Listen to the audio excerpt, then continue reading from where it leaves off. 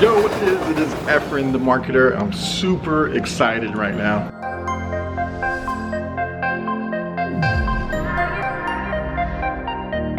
The reason why I'm excited is due that it's time for a new office. We have 1 year here at this current office, but we outgrew it. We have currently 3,200 square feet, and we're gonna go look at a new building.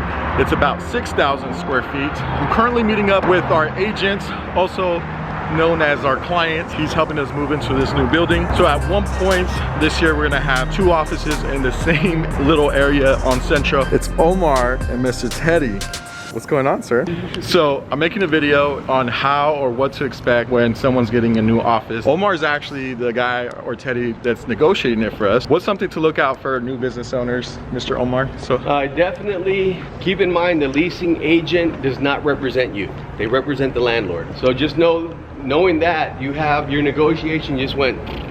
yeah, so if you have nobody to represent you, Exactly. then you're gonna probably get screwed or not as good of a deal that you can. And So there's a lot of things that I can explain to you, but if you're looking for space, just reach out to us. We'll be happy to give you a free consultation. what This is a plug, bro. Yeah. Plugging. No, I was kidding. So yeah, we're walking to the office currently right now. So we're planning on having 2 offices at once, just because we outgrew this one, until we can fully move to this new one. But we're no longer going to try to negotiate ourselves, because you know, I just know how to make websites and marketing. I can't do the rest.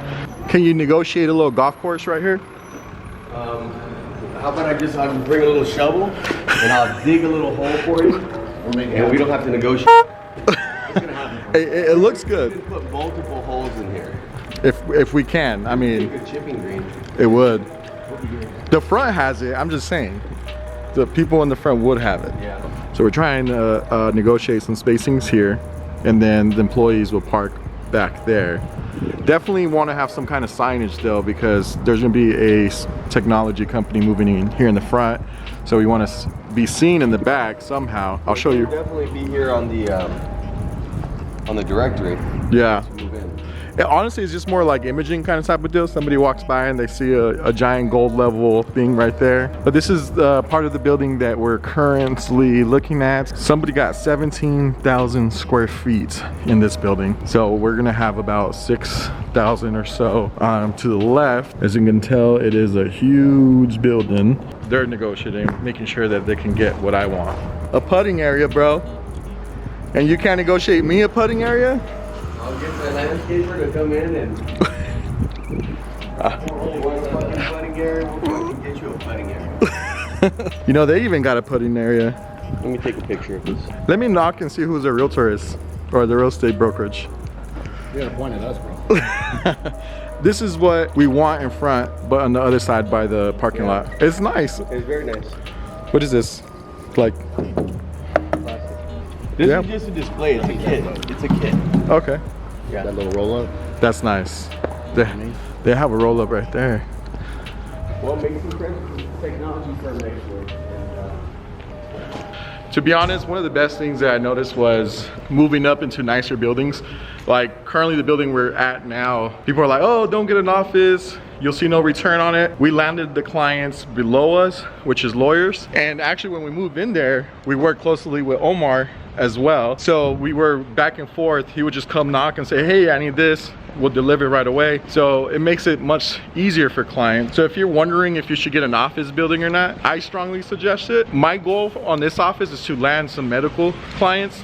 Right now at the building we're at, we landed a lot of lawyers and real estate people. So, I mean, I think the return was there. So if you're double doubting yourself, don't do it. Stop being cheap, invest in your business. We got on the phone with the lawyer.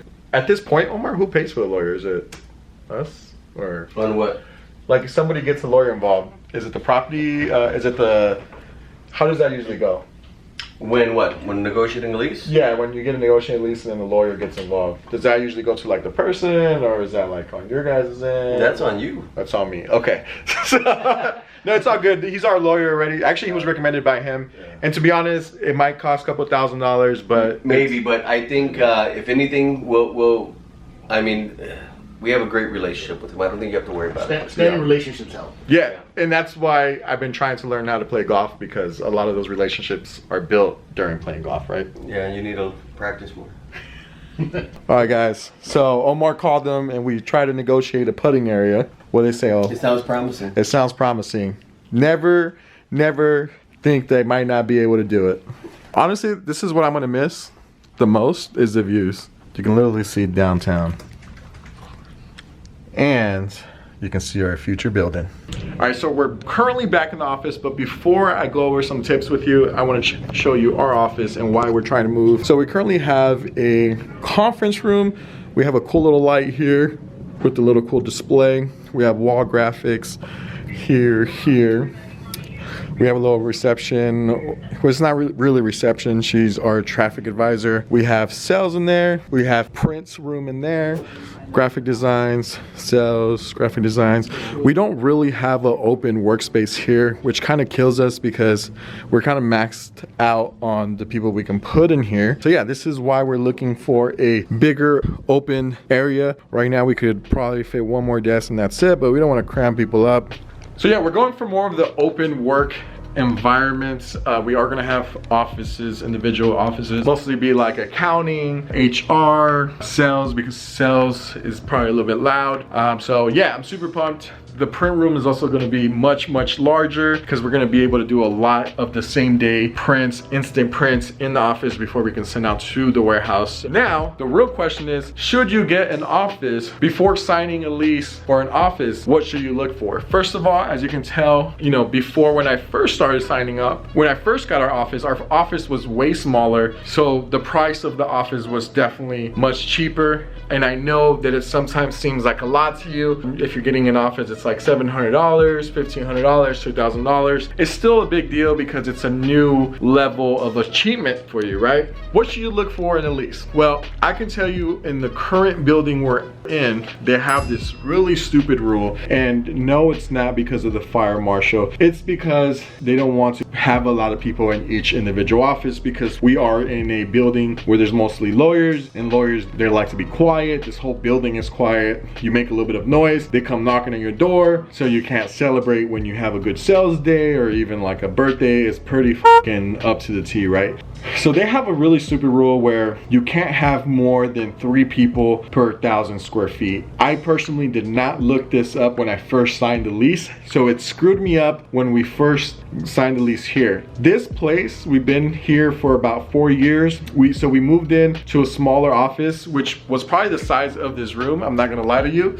So we put 2 people, and obviously this little room is not even 1,000 square feet. And they're like, hey, you're breaking the lease by adding more people than you should in your office space. So always look to see if there's like some kind of limitation with how many people you can have per square feet. Second, parking. Parking can be a big issue depending where you're at, and you can negotiate free parking with your lease. We're currently located in downtown Phoenix, and we have to pay for parking. Our parking currently is $65 to $75 per employee per month. So you add an additional $500, $600, $700, $800 to the bill, which it's a lot, right? Also, tip number 3 you want to look for is, does the office include free Wi-Fi? Does it include free cleaning? Does it include anything? Because a lot of places, they'll be like, hey, this is all that you get, which is cleaning services and electricity. But I was really in shock because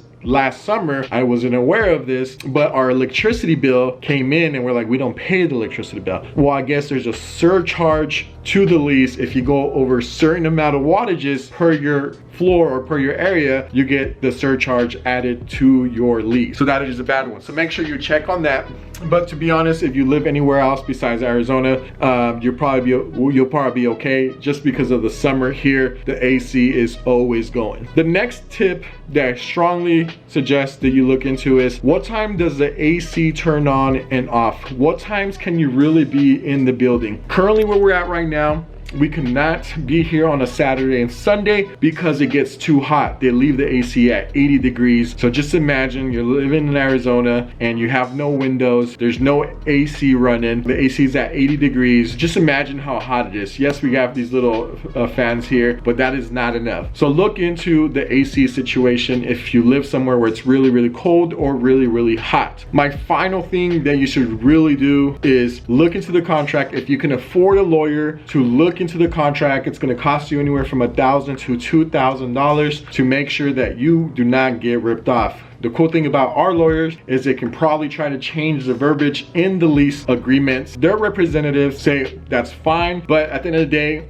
the lawyer will make sure that you don't get ripped off. And yes, find a brokerage as well. You need a representative to represent you. The person that you're signing the lease with is not here for your best interest. The best interest that they're looking for is for the landlord. Commission check, the better they can get you, the better their commission check will be. So hopefully these tips help you. If you have any other additional questions, please drop it down in the comments below and I'll make sure I'll answer them. For now, it is your boy Efren the Marketer. Peace out.